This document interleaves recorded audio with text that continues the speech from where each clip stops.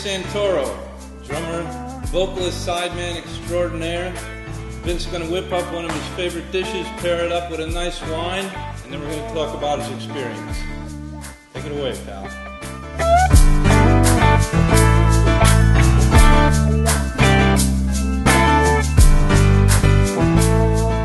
I'm going to make what's called pasta e fagioli, and to Americans that's pasta fazool, which is beans and pasta.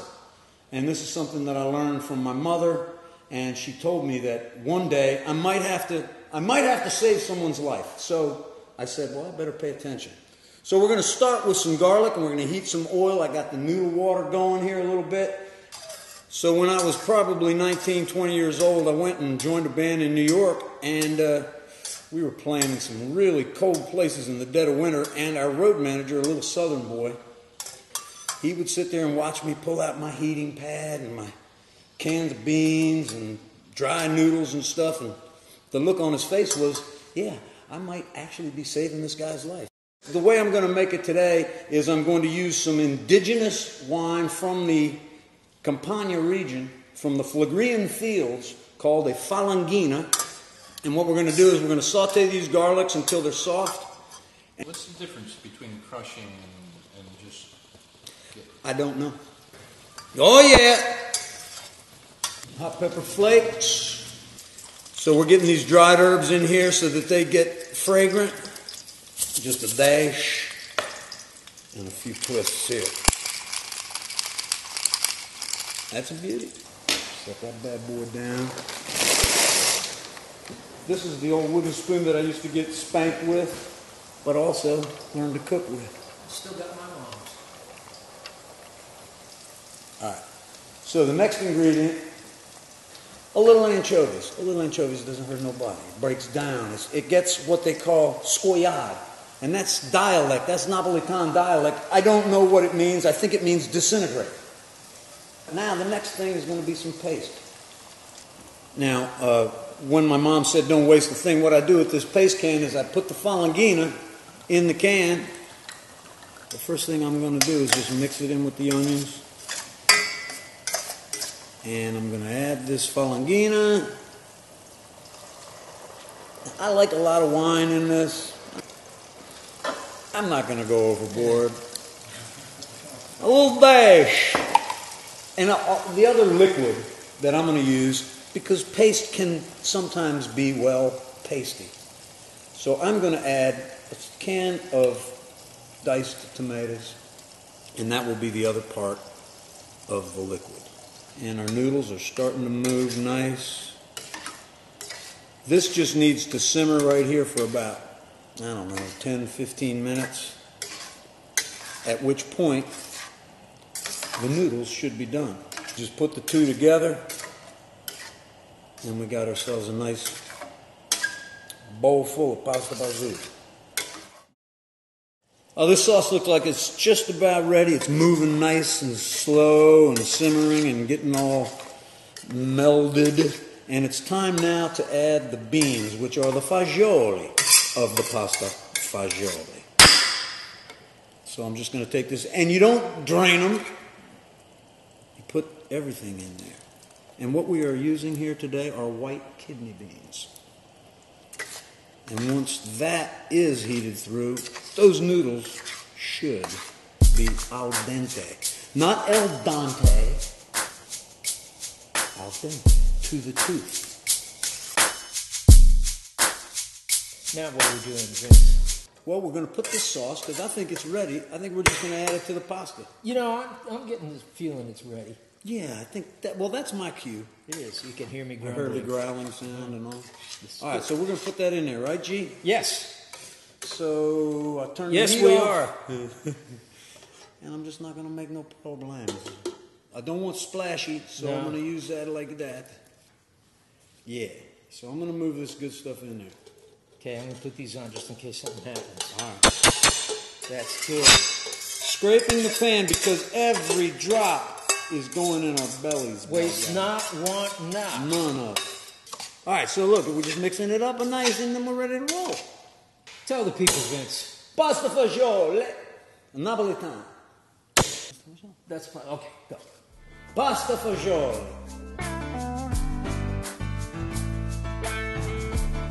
Thank you so much for having us over here and cooking for us. This is just great. We're on our seconds now, and we love Vinny's cooking.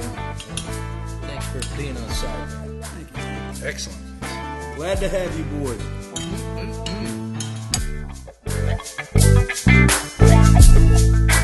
So Vince, you've done some great tours and played on some great records and all that. I know you're from the D.C. area. How'd you get started in all this? Well, playing clubs, I was in a band called Sinbad, and we played a lot in D.C. and the region. And, you know, after enough years of that, my eyes were open to doing something else. And guys like, a guy in particular, Edgar Winter, was looking for a band.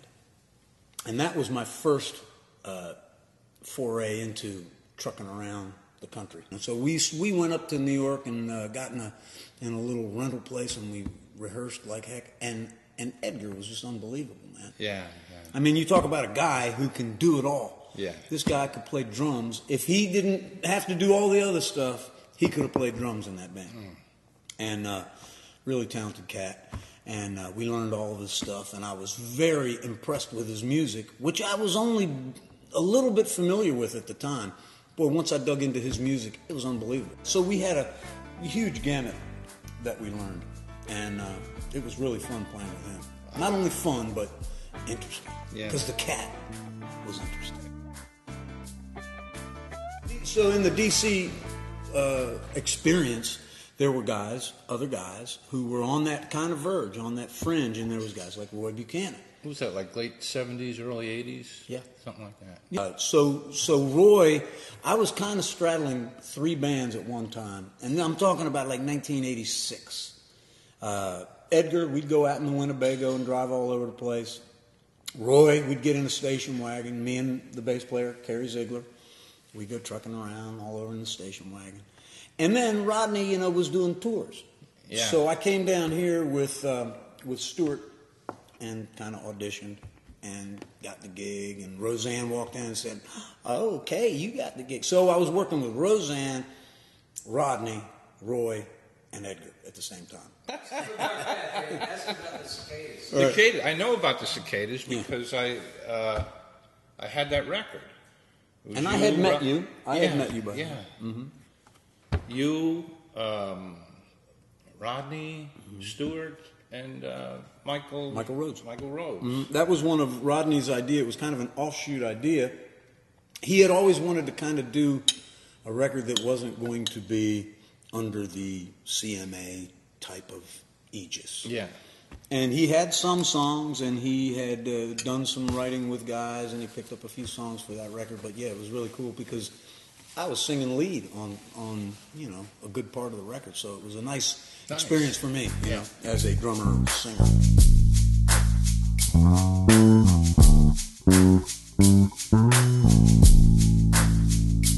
So you toured with Roy and Rodney and a lot of people, played on a few records. Did you play on a lot of records? I wouldn't say a lot, because some artists, it did happen that way, and others just not, So it was either, I'd say, about equal. How about singing? Did you sing on a lot? I got to do some singing on a lot of records, and that was really cool. Yeah. Has been really cool and continues to be. Yeah. So Vince, what do you think makes a good sideman? I've never been an artist, so I can't really say that I know what I would be looking for, but as a sideman, I want to make the artist happy for a couple of reasons. First, to perpetuate the gig, keep it going. But also, that's what you want to do. You want to please the guy or gal or whoever it may be. But, just get a sense from the get-go what it is they're looking for from you. Are you going to be a timekeeper? As a drummer. Yeah. And you're a drummer. You're going to be a timekeeper. They're looking for some flash from you. If you're a vocalist, you're going to be a blend-in kind of guy. And you get all these senses about what is being asked of you. Yeah. And if you can provide it without stress or too much stress, that's great. And that's what I try to do is, give them what they're looking for. Hang out. Oh, sure, hanging out. Yeah. Well, yeah, because you got to be you. You know. Yeah. And they put in the bus time. Well, the bus, you know, you got to make friends with the bus. Yeah.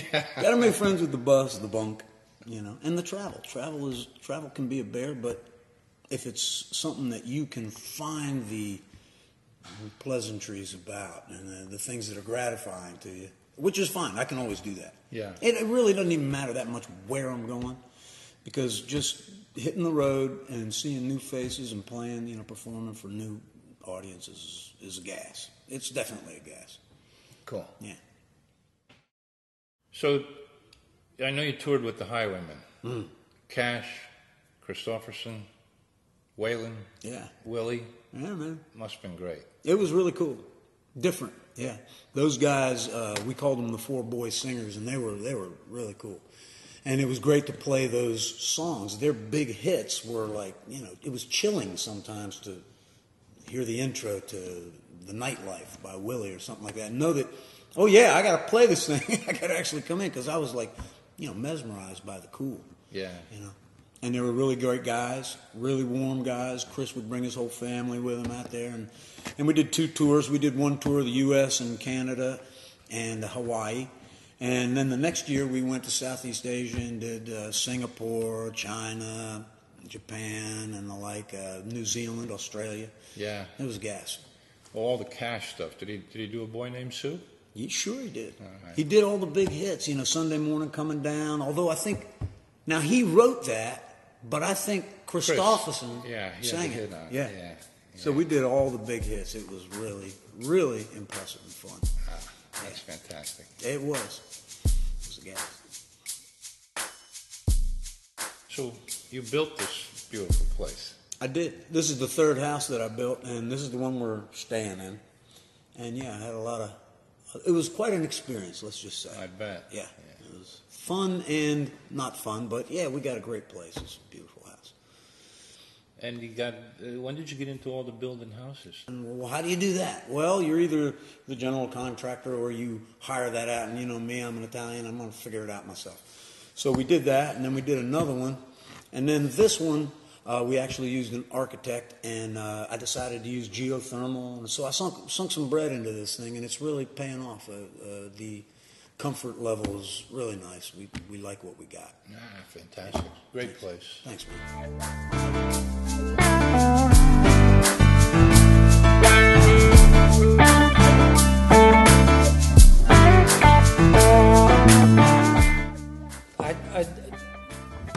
I just want to talk to you about being the Sideman, and we just did a record together that on a young girl named Carly Ryan that I produced, and she's terrific.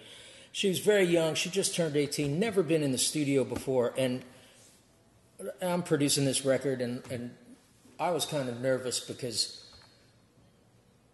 she didn't have the experience, and I wanted to make sure she was comfortable, and I knew you would make her comfortable, but you went so far beyond that. A lot of her songs have time changes and all these, you know, little musical wackiness that we were dealing with. And I was just really impressed and stunned by how nurturing you were with her, and how you were able to make all these musical transitions really easy for her, because I was thinking we would have to maybe cut chunks at a time and edit them together, and you just tuned right into her music, each song as she ran it down to you and I and Steve Mackey, and figured out where the song was, and you got at the heart of the material, and I just was, I mean, that to me is what it's all about. I just thought you were brilliant at that. Gee, thanks, man. And I thought, when you say that you thought you might go to cutting and all that stuff, I always knew in the back of my head that was a possibility, so it wasn't like I was uptight about it. You weren't the least bit uptight. I was. You were great. But, you know, the fact that we could have always fallen back on that was always, we'd be able to do that. But I really didn't want to. I noticed that, and I knew that you didn't, and to be honest with you, I didn't either. But yeah, you made it work. I wasn't quite sure how to do it, and you're the one who got at that, and I think that's what it's all about. Oh, it was fun, too. That was a great project. It's coming out great. What I've heard is really, really special, man. She's cool, too. Cool. Now, you're from the Washington, D.C. area, and I know you're an NFL fan. Oh, really? Yes, I've heard. Word has it that you're a fan of the Washington Redskins. Yes, now, sir. I'm a fan of the New York Giants, which happens to be in the same NFC East. Yes. So we're always at odds on Sundays. There are issues on at Sundays. times. How do you feel about your team this year? Eternal optimism, obviously, Yes. especially before the games actually begin. But, you know, hey, look, I just have a problem on Sundays. It's like, and I've told you this in the past, it's like, you know, you get together, yeah, I'm going to get together and hang out and watch. It's tough, is all I'm saying. You know, I moved here, and I thought to myself, I got to see if I can be a fan of my local team, and I've tried. That's hard. And I can do it a little bit. I do it to an extent. But I yeah. can't just dump the old guys back home. No, and I'm the same way you. I try and be a loyal fan, especially like you say before the game starts, and the New York Giants are.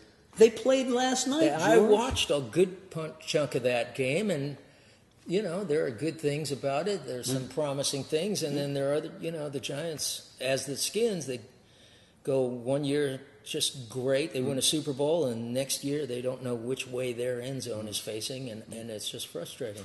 I understand. And then that. when your team plays my team, then which is twice a year, Yes, sir. we're both in the hot seat. I Are get we that. not? I see. Yeah, and I know you have your issues with Eli, the quarterback of the. I like New Eli. York I'm pulling for him football all the Giants. time. No, you're not, George. You're not. I try my best. When he's doing a good job, I'm right there. I know.